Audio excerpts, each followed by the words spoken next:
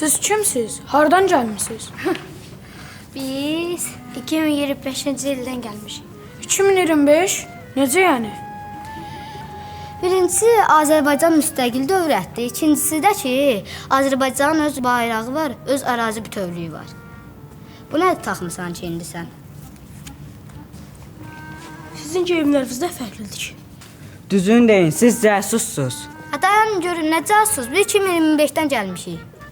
Bəs siz bura nə ilə gəlmisiniz? Yeriyə. Hə, onu biz də gördük də. Siz hardan gəlmisiniz? Uşaqlar, bunlar deyəsən yollarını itiriblər. Sizə inanmaq üçün gərək adam dəli olar. Biz indi sizə sübut eləyərik. Gəl Orxan.